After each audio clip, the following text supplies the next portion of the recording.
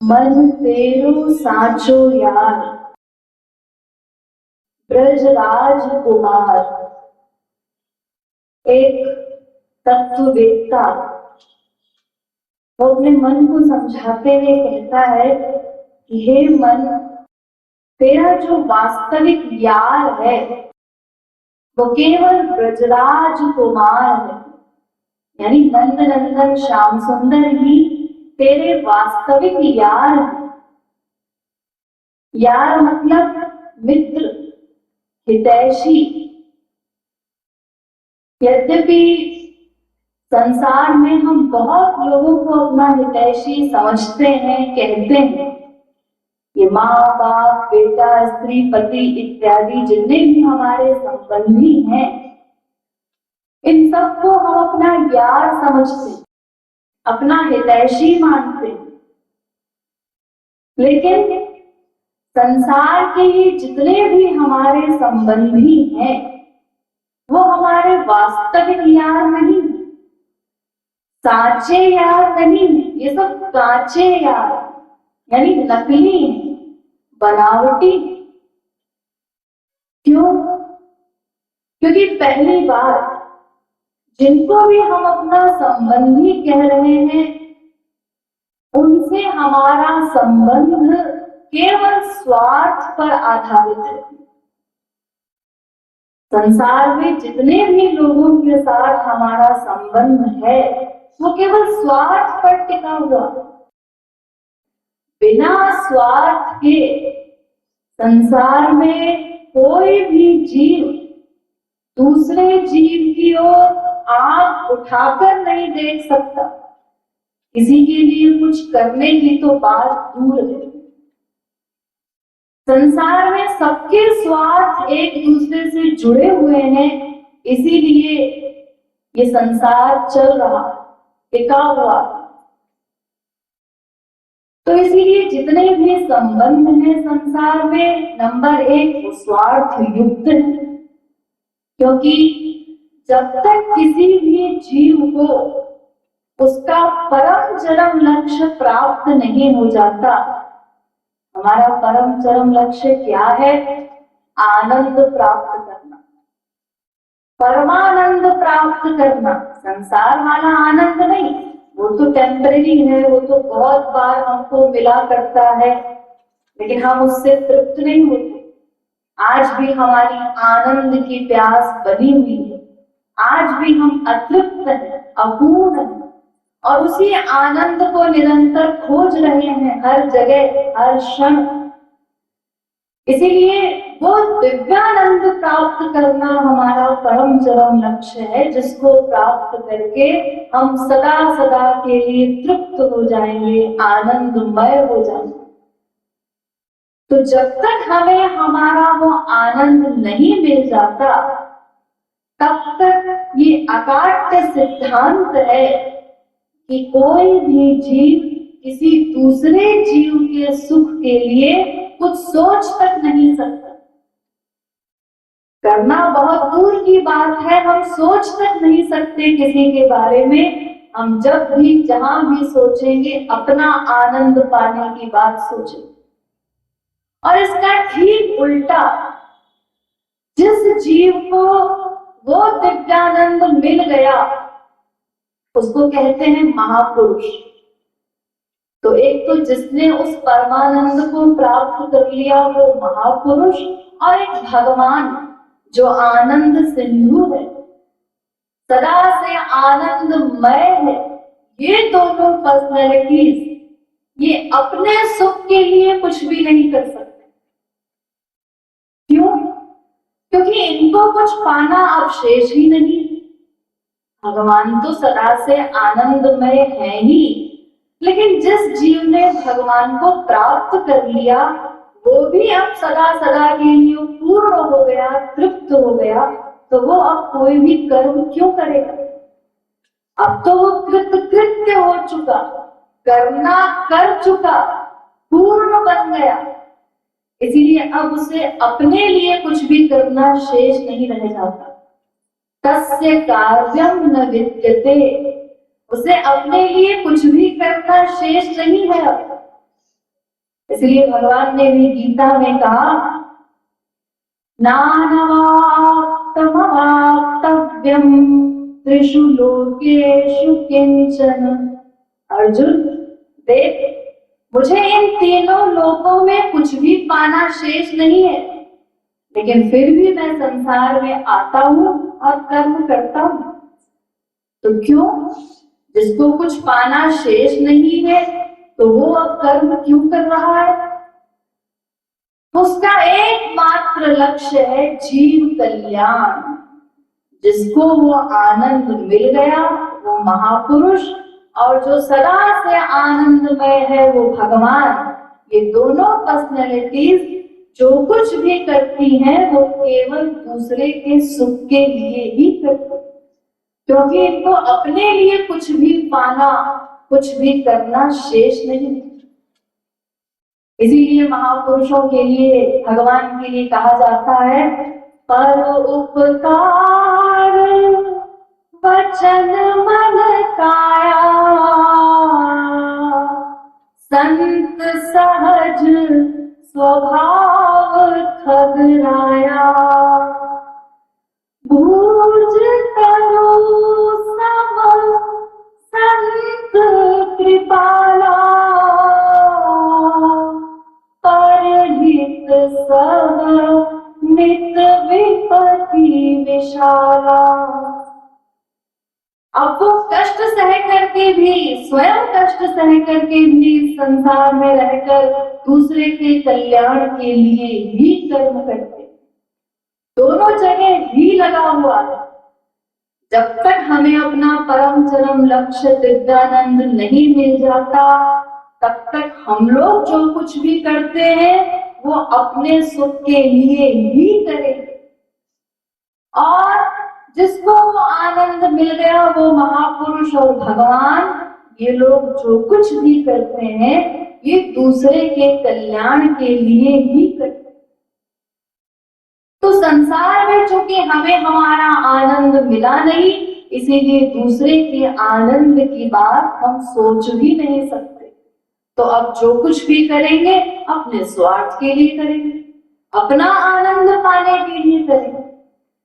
इसलिए संसार में जितने भी लोगों के साथ हमारा संबंध है वो नंबर 1 स्वार्थ से जुड़ा हुआ है, स्वार्थ पर आधारित है। स्वार्थ पर टिका हुआ है। और नंबर 2, जितने भी हमारे संबंधी कहलाते हैं, इनके साथ हमारा संबंध क्षणिक है, टेम्परेरी है। एक जन्म की भी गारंटी नहीं, श्योरिटी नहीं कि एक जन्म में भी हमारा वो मित्र, हमारा वो संबंधी हमारे साथ रहेगा जब तक हम हैं। जिसका टाइम संसार में समाप्त हुआ, वो बीच में ही हमें छोड़कर चला जाता है। इसीलिए उसके साथ हमारा संबंध केवल कुछ देर का, अनित्य, वो नित्य संबंध नहीं है, परिपूर्ण संबंध नहीं है। इसीलिए संसार में जितने भी हमारे संबंधी हैं, जिनको हम अपना हितैषी समझते हैं, यार कहते हैं, मित्र कहते हैं, वो सब कांचे यार हैं, साचे यार नहीं। यहाँ तक कि स्वर्ग के देवता इत्यादि जिनकी हम भक्ति करते हैं, मनुष्य लोग, वो देव वर्ग भी, वो भी हमारे साचे यार नहीं। क्यों? क्योंकि जो स्थिति माया के इस लोक में, मृत्यु लोक में हमारी है, मायाबद्ध जीवों की, वही स्थिति उन देवताओं की है स्वर्ग। क्योंकि वो स्वर्ग लोक भी माया का ही एक लोक है, वहां भी माया का पूर्ण आधिपत्य है, जैसा हमारे मृत्यु लोक में। जैसे काम, क्रोध, लोभ, मोह इत्यादि के हम गुलाम हैं, ऐसे ही काम, क्रोध, लोभ, मोह इत्यादि के गुलाम देवता इत्यादि भी हैं। जिस आनंद के लिए हम बिलख रहे हैं, उसी आनंद के वो भी भिखारी हैं। इसीलिए अगर वो देव वर्ग कृपा करना भी चाहे, तो जो स्वयं भिखारी है वो हमें क्या देगा? देवताओं से हम कृपा की याचना करें भी, जैसे देखिए संसार में किसी को लड़की की शादी करनी है, अब उसे धन की आवश्यकता, लेकिन उसका जो मित्र है वो भिखारी है, दरिद्री है। अब उसके पास अगर वो हेल्प मांगने जाता है, तो वो उसका मित्र क्या कहेगा कि मेरे पास जो कुछ भी है वो सब मैं तुम्हें दे दूंगा और तुम्हारी हेल्प करूंगा। सुनकर वो मित्र प्रसन्न हो गया, ठीक है भाई दे दो जो कुछ भी है तुम्हारे पास। अब उसके पास 10 रुपया है झोले में, वही निकाल के उसने अपने मित्र को दे दिया। जो कुछ उसके पास है वही तो देगा, जो सामान है ही नहीं वो देगा कहां से? तो जो स्वयं आनंद के भिखारी हैं, वो चाहे संसार के लोग हो, मृत्यु लोक के या स्वर्ग लोक के देवी देवता हो या कोई राक्षस हो, सब जगह एक सी स्थिति। यहाँ हमारा काम नहीं बनेगा, यहाँ किसी को भी हम अपना यार मान ले, वो सब कांचे यार हैं, क्योंकि सबके साथ हमारा संबंध स्वार्थ पर आधारित है। Number 2, temporary.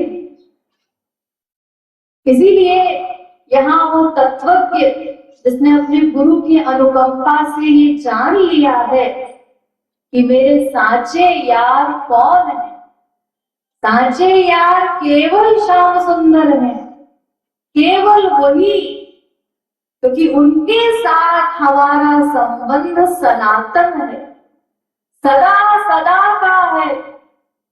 जिस संबंध में 1/100 सेकंड की भी गड़बड़ी नहीं, कोई गैप नहीं, संबंध का विच्छेद नहीं होता, वहां 1/100 सेकंड के लिए भी वो हमारे ऐसे यार हैं।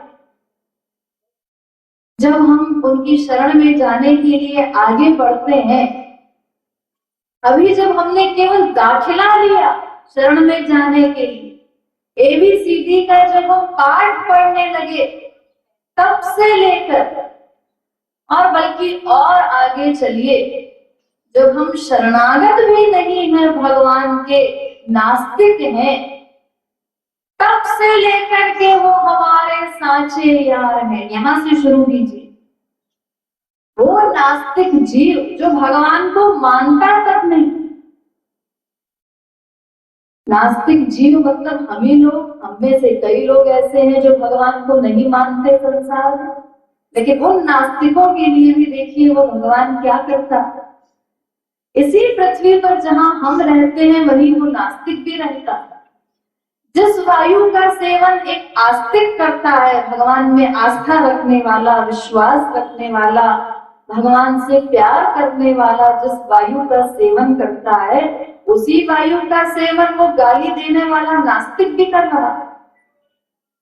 जिस जल का सेवन हम कर रहे हैं वही जल उस नास्तिक के लिए भी। क्यों? अगर भगवान हमारे साचे यार न होते, उनका कानून तो ये होना चाहिए था कि जो मेरी भक्ति करेगा, जो मुझसे प्यार करेगा, वो इस जल का सेवन कर सकता है। और जो नास्तिक है उसने भूल के भी इस जल को पी लिया तो ये उसके लिए जहर बन जाएगा, ये वायु उसके लिए पॉइजनस हो जाएगी।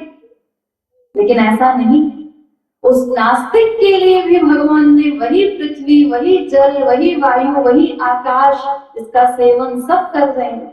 इसी वायुमंडल में वो भी जीवित है, नास्तिक भी, वो भी सांस ले रहा, भगवान की बनाई हुई हर वस्तु का सेवन कर रहा, क्योंकि भगवान भेदभाव नहीं करते। तो कहते अरे ठीक है, नास्तिक ही सही, नालायक सही, लेकिन है तो मेरा ही पुत्र। और इतना ही नहीं, हमारे अंतःकरण में बैठ करके हमारे प्रत्येक क्षण के आइडियाज को नोट करते हैं भगवान। इतनी बड़ी सेवा, निस्वार्थ सेवा, इसके बदले कोई तनख्वाह देते हैं क्या हम भगवान को? और अगर भगवान नोट न करें तो हमारे अच्छे बुरे कर्मों का हिसाब कैसे रखेंगे?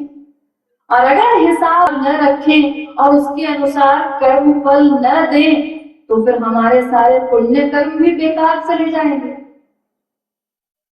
फिर कभी किसी भक्ति इत्यादि का भी कोई फल हमें नहीं मिलेगा, कभी हम अपने लक्ष्य तक पहुंच ही नहीं सकेंगे। इसीलिए इतनी बड़ी सेवा करते हैं भगवान, ये सबसे बड़ी सेवा है हमारे अंतःकरण में बैठ करके हमारे प्रत्येक क्षण के आइडियाज को वो नोट करते, हिसाब रखते और उसके अनुसार कर्म फल प्रदान करते।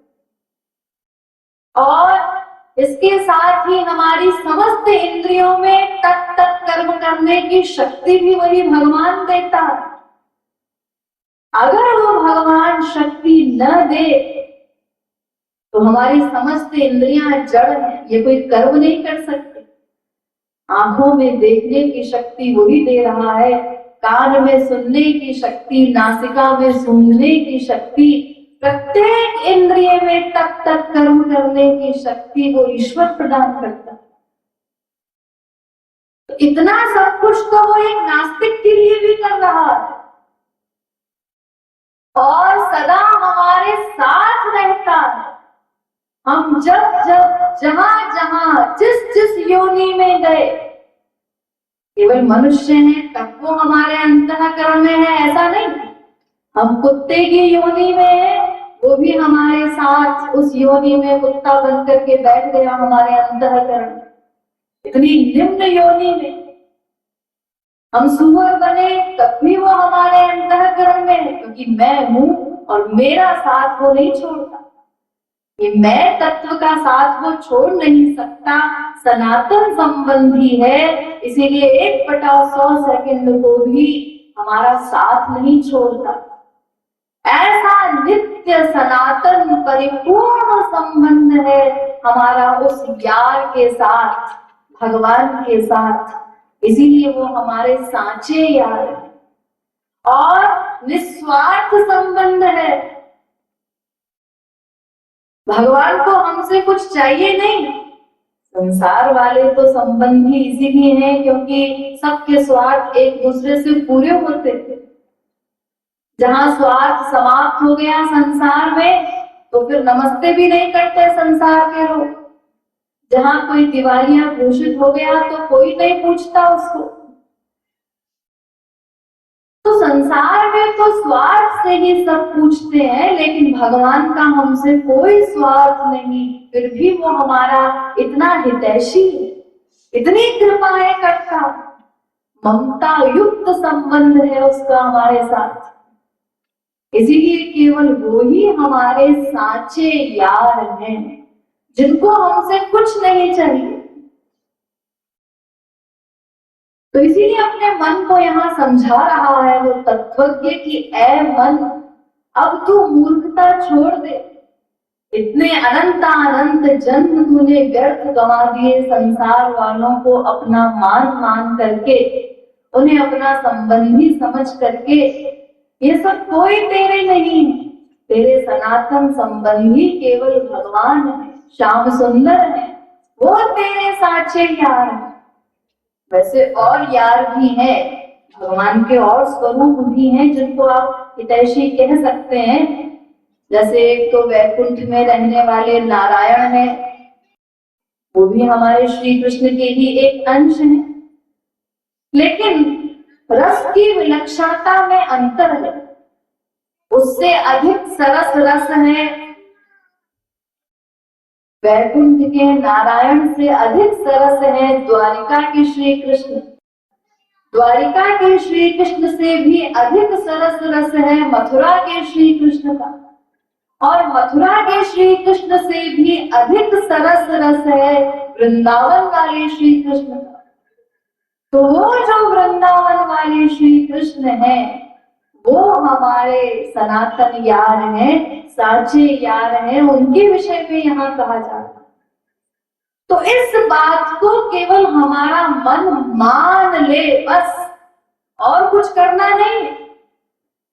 केवल ये बात हमारी बुद्धि में बैठ जाए, हम इस बात को स्वीकार कर ले कि वो हमारे यार हैं, तो हमारा काम बन जाए।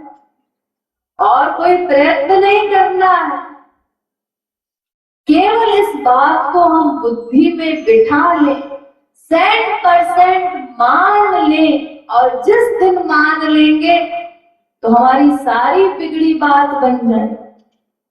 और ये बात बुद्धि में कैसे बैठेगी? उसका केवल एक उपाय है, चिंतन के द्वारा। हर बीमारी की एक दवा है चिंतन।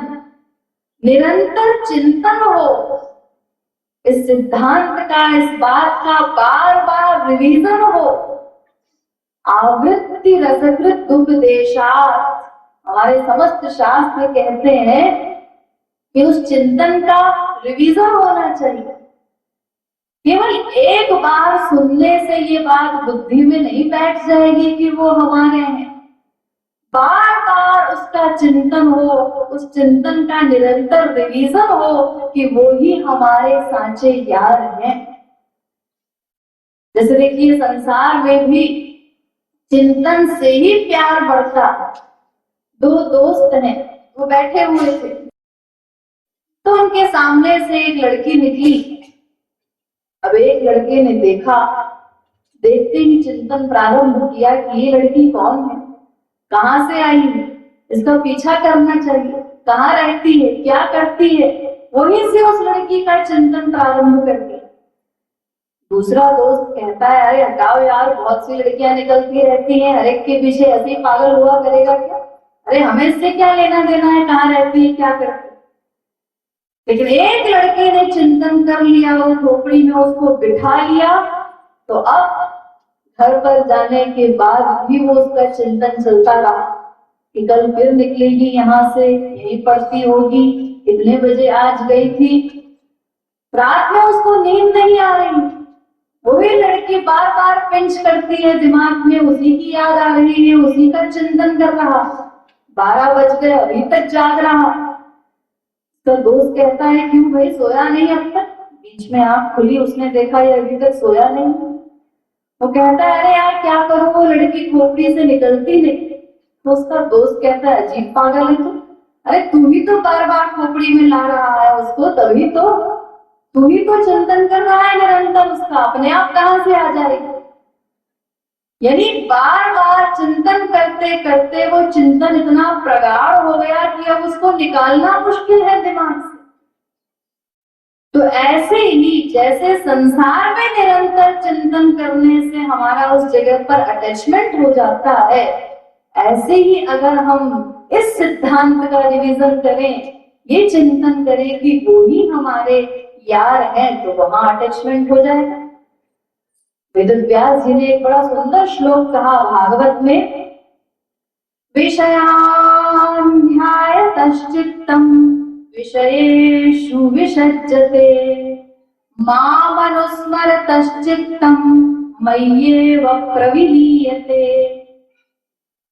वो कहते हैं जैसे संसारी विषयों का बार बार चिंतन करने से संसार में अटैचमेंट हो जाता है, ऐसे ही भगवान का चिंतन करेंगे तो वहां अटैचमेंट हो जाएगा, उनसे प्रेम हो जाएगा और फिर उस प्रेम से उनकी प्राप्ति हो जाएगी।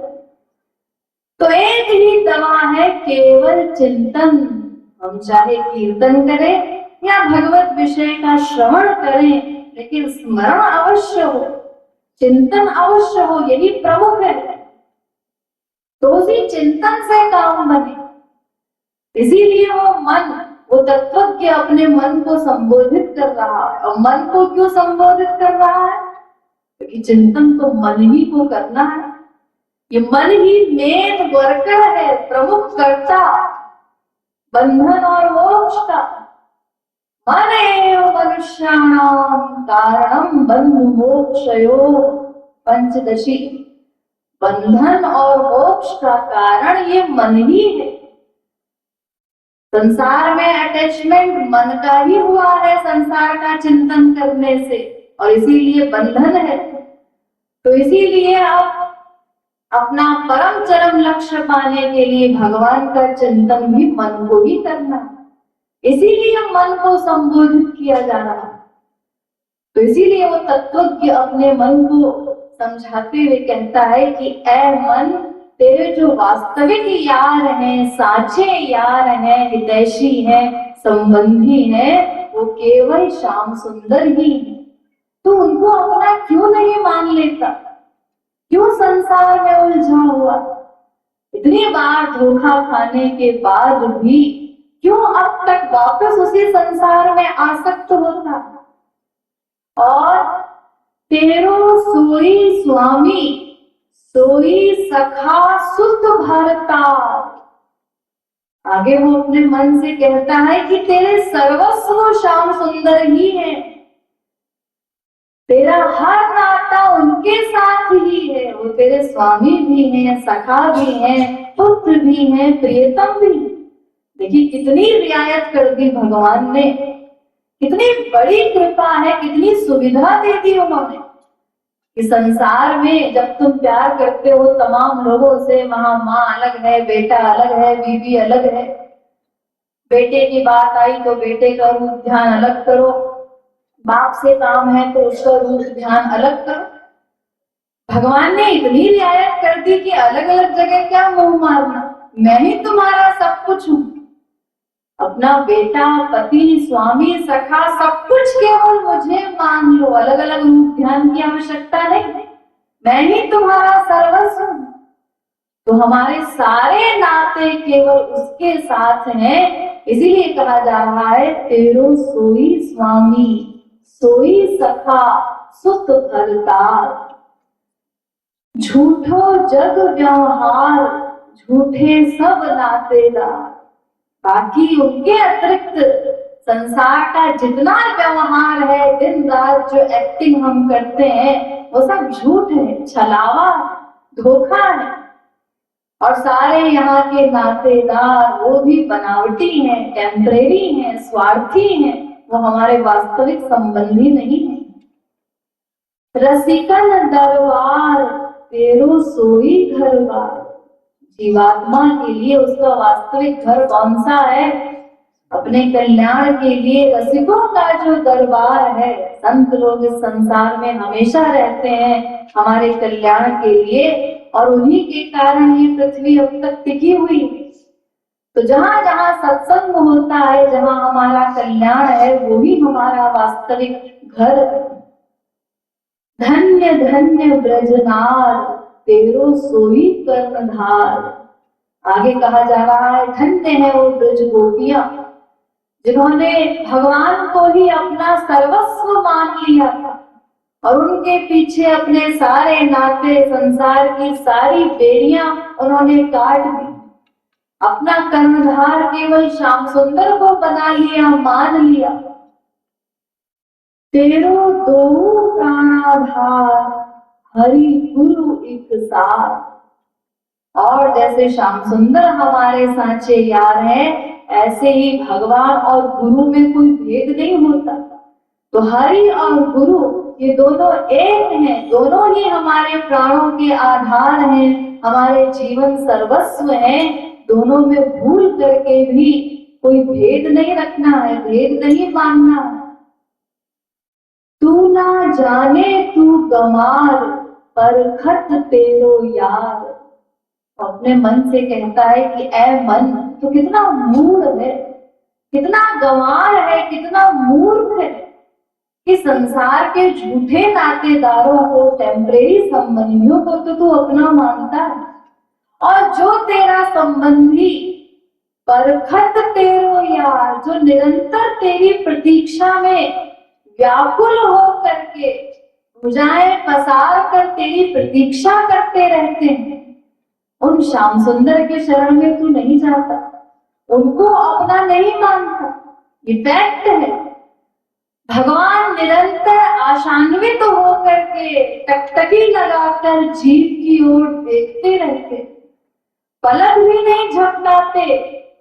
कहीं मैं पलक झपकाऊं और इतने में कोई जीव मेरे शरणागत हो जाए और मुझे पता नहीं चले तो फिर क्या होगा? स्पिरिचुअल गवर्नमेंट का जो कानून है कि शरण में आते ही मैं तत्काल कृपा करता हूँ, तो ये कानून तो फिर झूठा सिद्ध हो जाएगा ना। अगर तत्काल में कृपा नहीं कर पाया और लेट हो गया, मुझे अगर पलक झपकाते समय पता नहीं चला कि कौन जीव शरणागत हो गया, इसीलिए भगवान पलक भी नहीं झपकाते, निरंतर टकटकी लगाकर आशा लगाए हमारी ओर देखते रहे कि कब ये जीव मेरी शरण में आएगा। हरि परखत नेत गोविंद राधे, जाने कब जीव मन मुझ में लगा दे। राधा गोविंद की। यद्यपि हम लोग अनंत अनंत जन्म हो गए शरणागत नहीं हो सके, लेकिन फिर भी भगवान निराश नहीं हुए, इतने आशावादी हैं भगवान। तो इसीलिए अपने मन से वो तत्वज्ञ कहता है कि ऐ मन, तू अब इस मूर्खता को, इस मूर्खता को छोड़ दे। जो तेरे वास्तविक संबंधी निरंतर तेरी प्रतीक्षा कर रहे हैं, भुजाएं फैलाकर तुझे अपनाने के लिए व्याकुल हैं, तो उनकी शरण में क्यों नहीं जाता? करो करो पुकार, आई है भुजन पसार।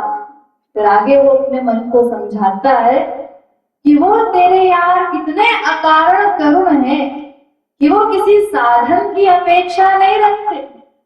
उन्हें रिझाने के लिए तुझे और कुछ करना नहीं है कि कहीं से कोई सामान लाना पड़ेगा, कुछ देना पड़ेगा। केवल करुण क्रंदन, एक बार बस उनको हृदय से अपना मान करके और उनको पुकार ले। अगर वो पुकार सच्ची हो, उनको अपना मान करके जब तू पुकारेगा तो आई है भुजंग पसार। बस उस सच्ची पुकार को सुनकर, उस व्याकुलता के आधार पर ही वो दोनों भुजाएं फैलाकर दौड़ते हुए तेरा आलिंगन करने के लिए तेरे पास चले आए।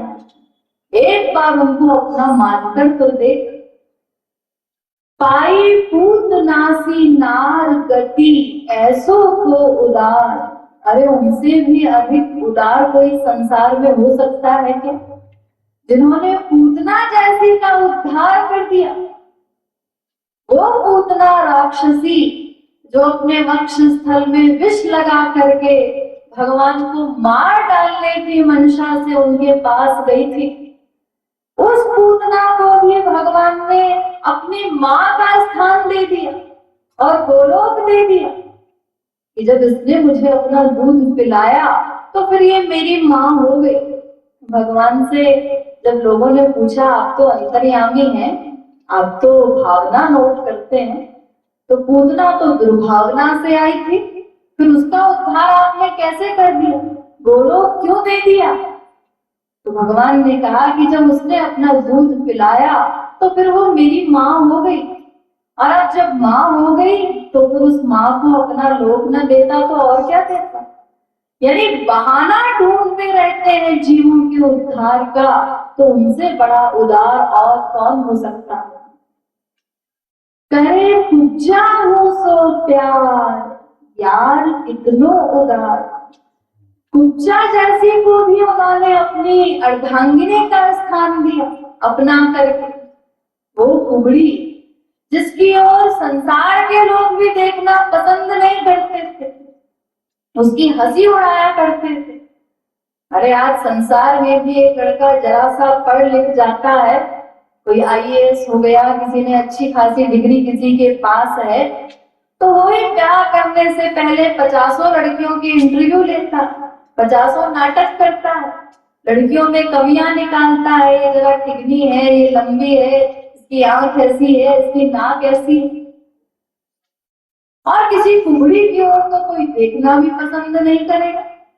कोई लड़का उससे कहा जाए किसी कुब्जा से ब्याह कर लो, तो वो कहेगा हम जीवन भर कुंवारे रह लेंगे, लेकिन कुबड़ी से ब्याह करके क्या करेंगे। लेकिन भगवान वो शरीर नहीं देखते, भीतर देखते। उन्होंने उस कुब्जा को अपनाया जिसकी ओर संसार वाले देखना भी पसंद नहीं करते थे। तो उनसे अधिक उदार और कौन हो सकता है। एक कुब्जा को अपना करके उन्होंने महालक्ष्मी जैसा स्थान प्रदान किया, उसके प्रियतम बने, बनी गए घोड़ा सखा सवार, देखो कैसो रिछवार। एक बार अगर कोई जीव उनको अपना मान ले, ब्रज में आप लोगों ने सुना ही है कि कैसी कैसी लीलाएं भगवान ने की अपने भक्तों को रिझाने के लिए, जिन्होंने उनको अपना मान लिया था। सखाओं के साथ खेल रहे हैं, वो सखा उनको अपना मानते थे, तो उनको रिझाने के लिए भगवान जानबूझ करके खेल में हार जाते थे। वो जब क्रीड़ा करते थे, कोई भी खेल होता था तो उसमें दांव लगाया जाता था, शर्त रखी जाती थी कि हारने वाली पार्टी को घोड़ा बनना पड़ेगा और जीतने वाली पार्टी घुड़सवार बन के उसके ऊपर सवारी करेगी। और ठाकुर जी अपने सखाओं को रस प्रदान करने के लिए आए हैं, इसीलिए स्वयं जानबूझ करके हार जाते थे, वरना उनको कौन हरा सकता था।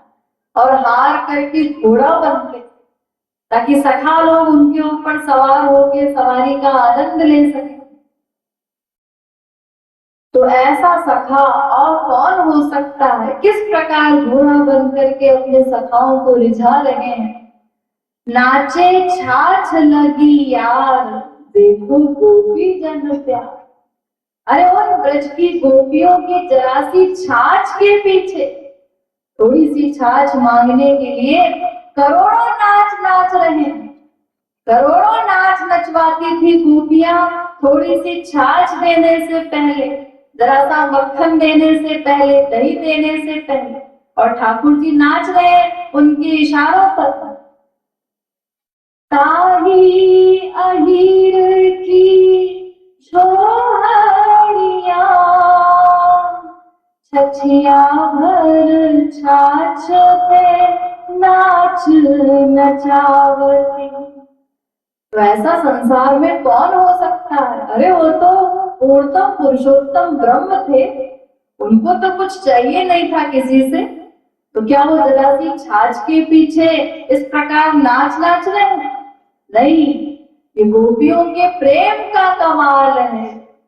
वो उस प्रेम के अधीन है, उसी प्रेम के कारण उनकी दासता करते हैं श्याम सुंदर। तो केवल कोई जीव उनको अपना मान ले हृदय से, फिर देखिए वो उस जीव के लिए क्या क्या नहीं करते। जैसो जीव करे प्यार, तैसो करे प्यार यार। भगवान का ये कानून है ये यथा मां प्रपद्यन्ते तांस तथैव भजाम्यहम्। यह अकाट्य लॉ है भगवान का कि जो जीव जिस भाव से जितनी मात्रा में मुझसे प्रेम करता है, मैं भी उस जीव से उसी भाव से उतनी ही मात्रा में प्रेम करता हूं। लेकिन अपवाद गोपी प्यार जामे देनी माने यार। लेकिन गोपियों के प्यार के आगे भगवान का ये कानून कट गया। ये अपवाद है गोपियों का प्यार। क्यों? क्योंकि देखिए, वैसे तो भगवान का जो कानून है कि जो जीव मुझसे जितना प्यार करेगा, मैं भी उससे उतना प्यार करता हूं। तो भगवान उस जीव के प्यार के ऋण से मुक्त हो जाते हैं। लेकिन गोपियों के आगे ये सिद्धांत नहीं चल सका। क्यों? क्योंकि गोपियों ने जितना प्यार श्याम सुंदर से किया, तो भगवान कहते हैं कि मैं देवताओं की लंबी उम्र प्राप्त करके भी तुम्हारे प्यार के ऋण से कभी उऋण नहीं हो सकता। उतना प्यार मैं कर ही नहीं सकता कभी, इसीलिए कभी उऋण भी नहीं हो सकता। तो भगवान ने एडमिट किया कि मैं सदा तुम्हारे प्यार का ऋणी रहूंगा, सदा ऋणी ही बना रहूंगा। इसीलिए वहां ये कानून कट गया कि जो जीव जितना प्यार करता है, मैं भी उससे उतना प्यार करता हूं। इसीलिए उनका प्यार अपवाद है। दृग आंसुअन हार पहिराऊ यार हार। वो अपने मन को समझाता है, ऐ मन, तेरे उस सनातन संबंधी को, श्याम सुंदर को केवल आंसू प्रिय है, निष्काम आंसू। जहां भक्त के निष्काम आंसू भगवान ने देखे तो फिर उनसे रहा नहीं जाता, दौड़े चले आते हैं। इसलिए उनको रिझाने के लिए किसी जब तक की किसी साधना की आवश्यकता नहीं है। एक बार केवल आंसुओं का हार पहनाकर तो दे, एक बार रोकर उनको पुकार ले, बस उनको और कुछ नहीं चाहिए। एक बार मानू यार, फिर देखो यार प्यार। एक बार अपने हृदय से बस उनको अपना मान ले कि वो ही तेरे सर्वस्व है। उसके बाद उनका प्यार, उनकी कृपा देख के वो क्या नहीं करते। अरे जब नास्तिकों के लिए वो इतनी कृपा करते हैं, तो फिर जो उनके शरण में चला जाता है, उन भक्तों के लिए तो भगवान के बड़े बड़े चैलेंज हैं। कौन्तेय प्रतिजानीहि न मे भक्तः प्रणश्यति। फिर तो वो ठेका ले लेते हैं उस भक्त का कि कभी उसका पतन नहीं हो सकता। साधनावस्था में ये संभाल लेते हैं, सिद्धावस्था की बात तो बाद की है। करो अब न अबार, जा कृपालु दरबार। तो इस प्रकार सारी बातें अपने मन को समझा करके वो तत्वज्ञ अंत में कहता है कि इसीलिए ऐ मेरे मूर्ख मन, अब ये मूर्खता छोड़ दे, अब ये मूर्खता छोड़ दे जो संसार को अपना मानता आ रहा है इतने दिनों से, अनंत जन्मों से। और अब या अबार मत कर कि अब कर लूंगा, आगे शरण में चला जाऊंगा, क्योंकि इस जीवन की कोई गारंटी नहीं है कितने क्षण हमारे पास है, अगले क्षण हम जीवित रहे न रहे। इसीलिए अब करूंगा, अब शरण में चला जाऊंगा, ये सब बातें छोड़ करके उस कृपालु के दरबार में जाकर के अपनी बिगड़ी बात सदा सदा के लिए बना ले। इस प्रकार वो तत्वज्ञ अपने मन को समझा रहा। मन तेरो साचो यार, ब्रजराज कुमार।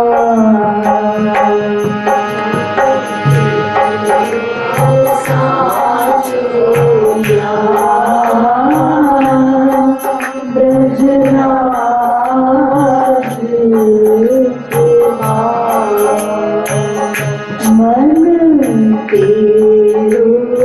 साचो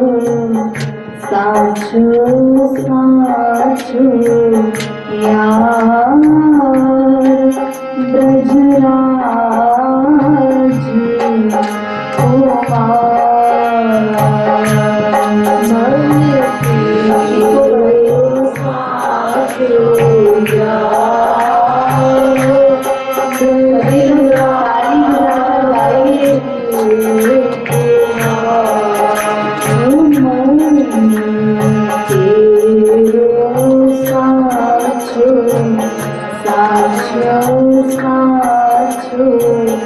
यार ब्रजराज कुमार तेरे साथ यार ब्रजराज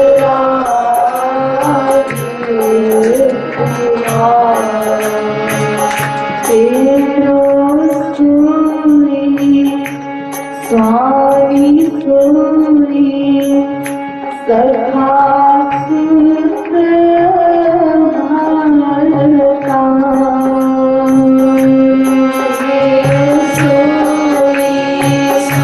स्वामी सुनी सखा सुत भारता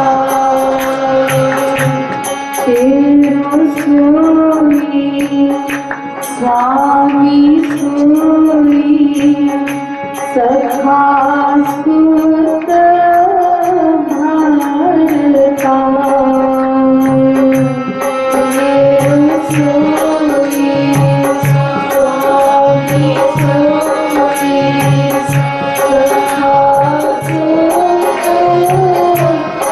भारता झूठो जग व्यवहार झूठे सब नातेदार झूठो जग व्यवहार झूठे सब नातेदार झूठे सब नातेदार झूठे सब नातेदार झूठे सब नातेदार सब नातेदार झूठो जग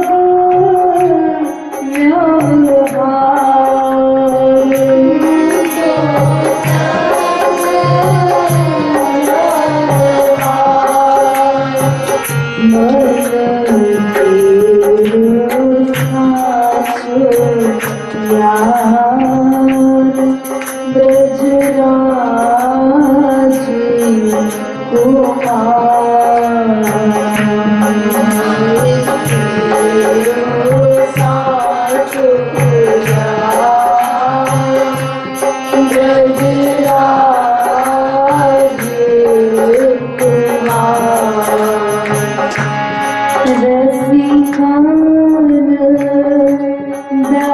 दरबार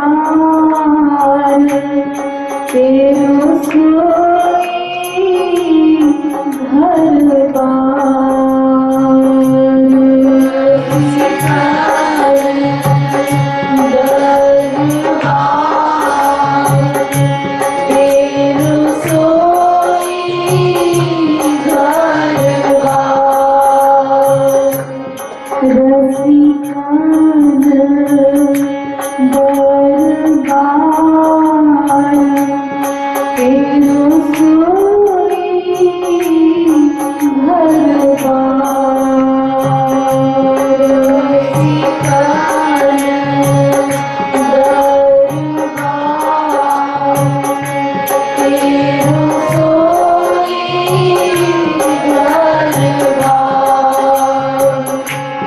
धन्य धन्य ब्रजनार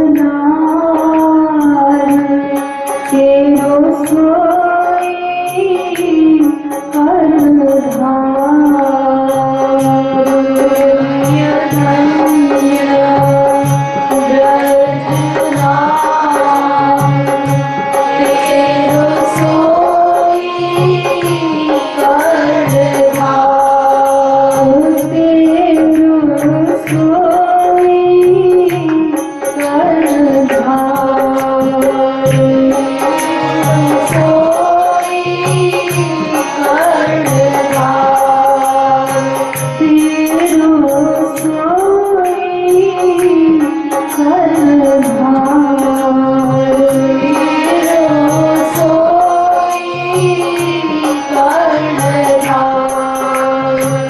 मन तेरो साचो साचो साचो यार ब्रजराजी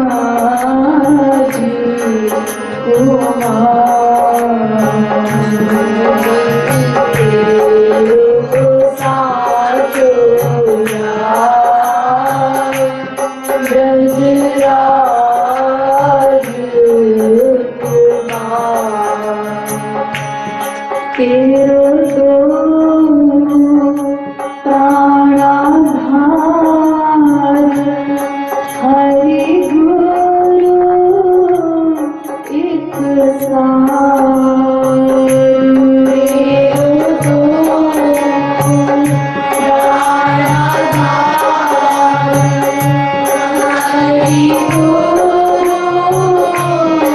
एक सार तेरो प्राणाधार हरि गुरु एक सार तेरो प्राणाधार हरि गुरु एक सार तू न जाने तू गवार अर्थात तेरो यार तू न जाने तू गवार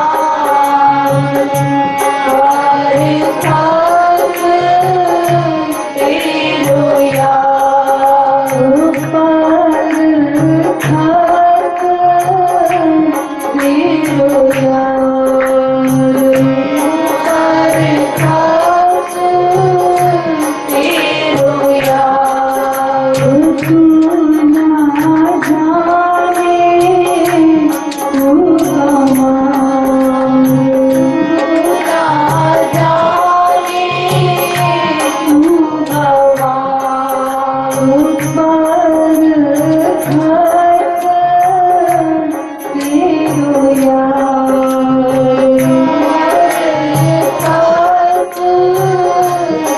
तेरो यार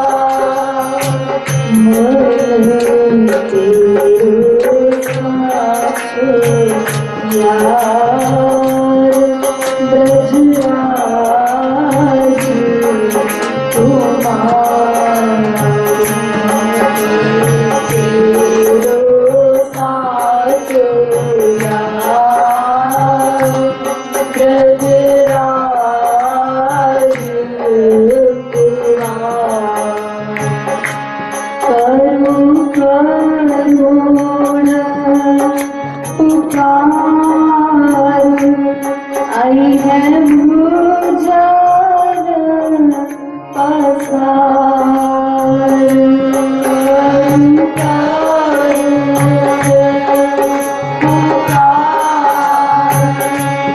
आई है मुझान पसार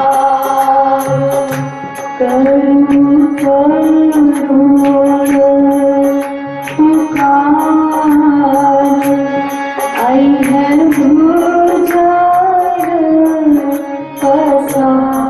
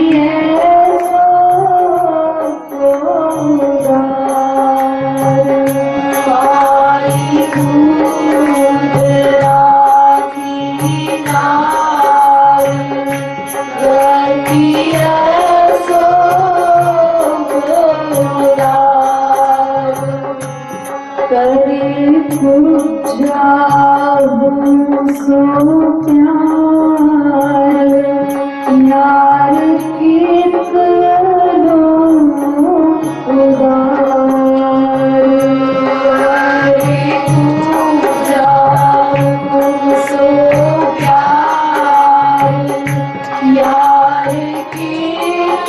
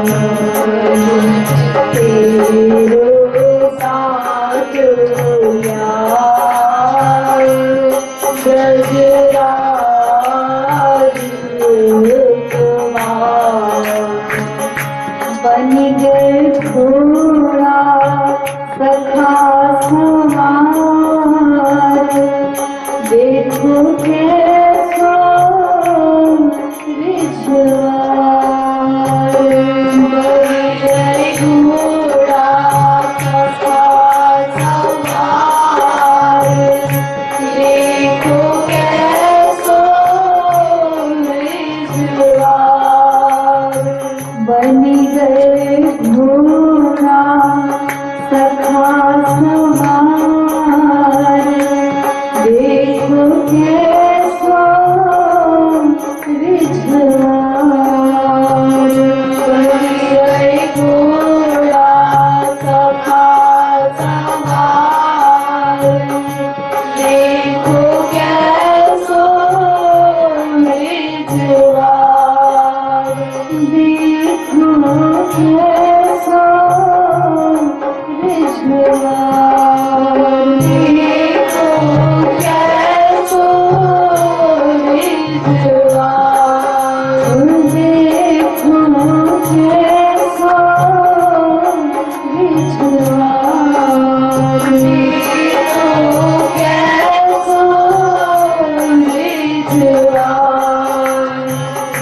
नाचे छाछ लगी यार देखो गोपी जन प्यार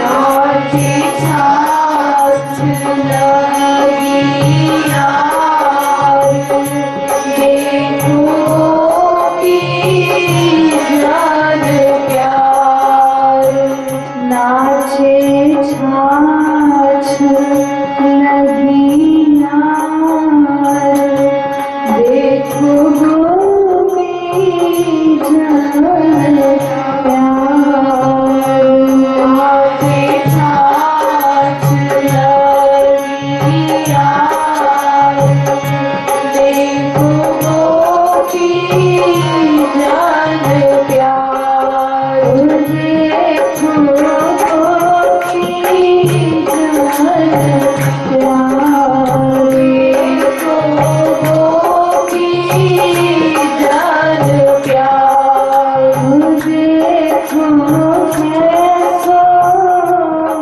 रिझवार देखो कैसो रिझवार ब्रज राज कुमार ब्रज राज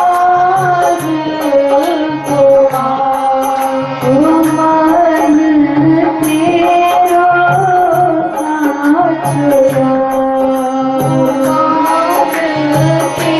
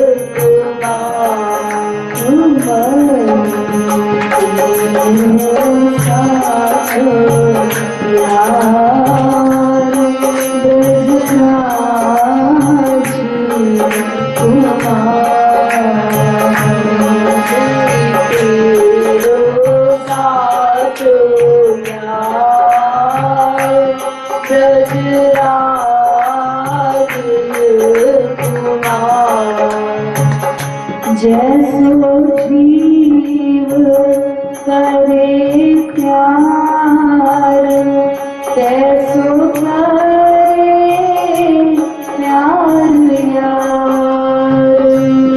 जैसो जीव करे प्यार तैसो करे प्यार यार।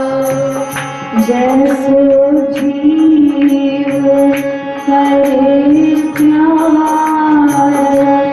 तैसो करे प्यार यार। जैसो जीव करे प्यार तैसो करे प्यार यार। अपवाद गोपी प्यार जा मेरी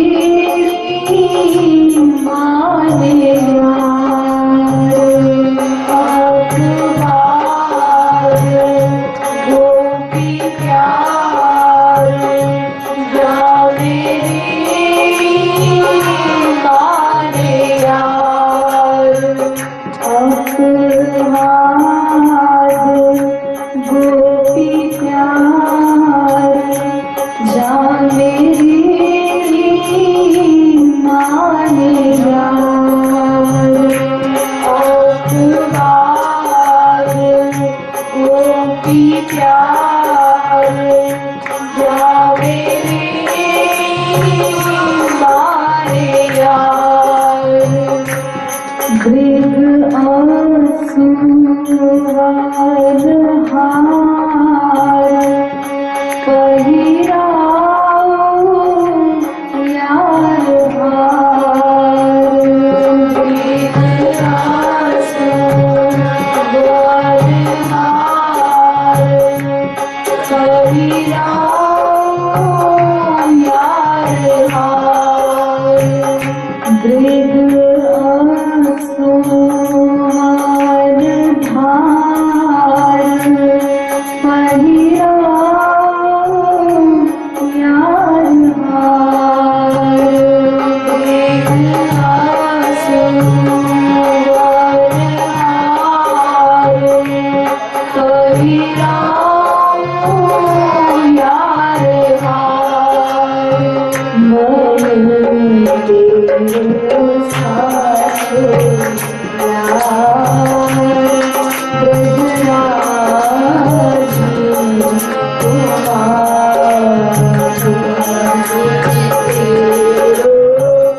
तेरो साथ यार ब्रजराज कुमार। मन तेरो साथ साथ साथ यार ब्रजराज कुमार। तेरो साथ यार ब्रजराज कुमार। एक बार मार